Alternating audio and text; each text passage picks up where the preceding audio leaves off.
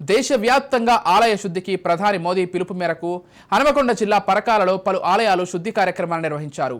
పట్టణంలో పలు కాలనీల్లో తిరుగుతూ ఇంటింటికి శ్రీ రామాంజనేయ కాషాయ జెండాలను పంపిణీ చేసిన ఆలయ ట్రస్ట్ సభ్యులు రేపు జరగబోయే కార్యక్రమానికి భారతదేశ హిందువుల చిరకాల స్వప్నం నెరవేరబోతోందంటూ ఆనందం వ్యక్తం చేశారు.